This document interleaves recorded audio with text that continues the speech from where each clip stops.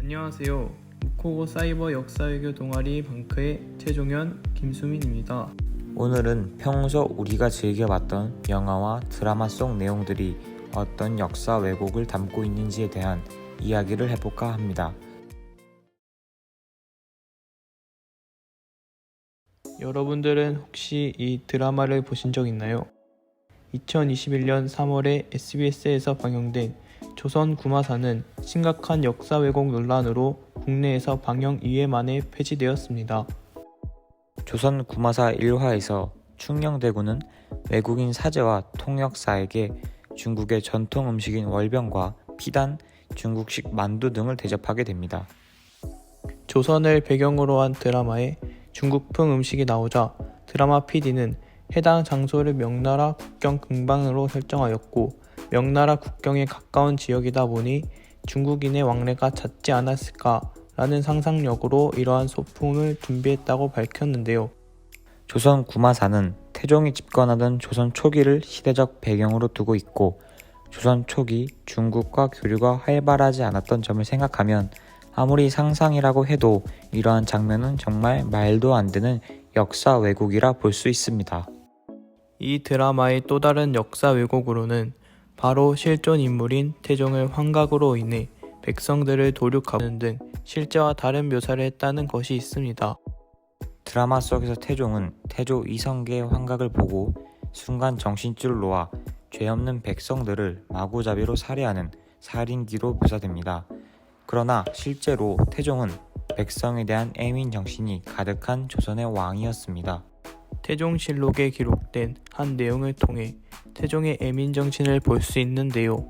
1403년 조세를 운반하던 배인 조은석 34척이 바다에서 침몰되자 태종은 이렇게 말합니다. 쌀은 비록 많더라도 아까울 것이 없지만은 사람 죽은 것이 대단히 불쌍하다. 그 부모와 처자의 마음이 어찌하겠는가. 마녀석에 가까운 쌀보다 죽은 백성들의 목숨과 그 사람의 가족을 우선으로 생각하는 모습을 보니 정말로 백성을 사랑했던 게 느껴지네요.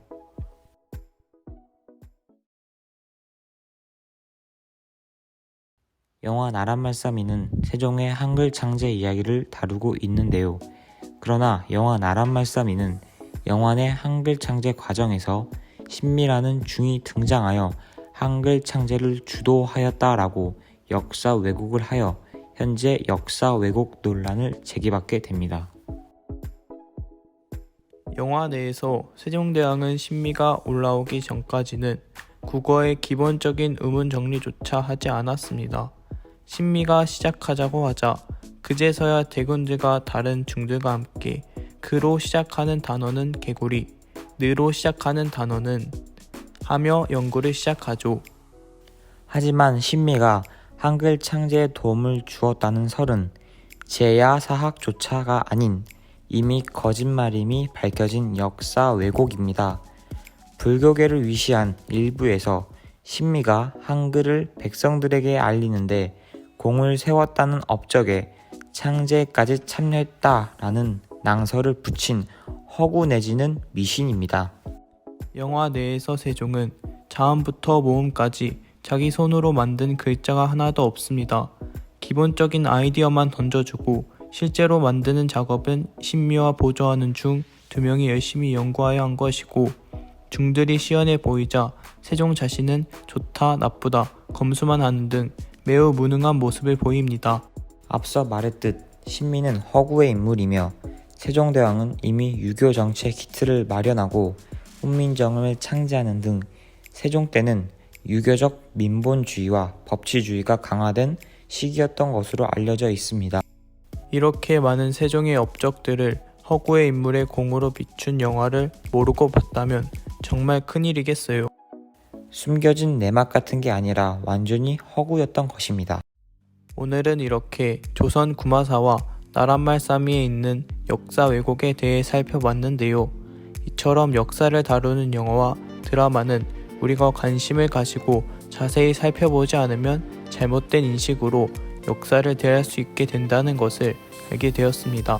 특히 미디어의 특성상 한번 오류를 가지고 퍼진 영상은 수정하기 매우 어렵기 때문에 제작에 있어서도 많은 지식이 필요한 것입니다. 시청자뿐만 아니라 제작에 있어서도 역사 검토에 많은 노력이 필요하다고 느꼈습니다.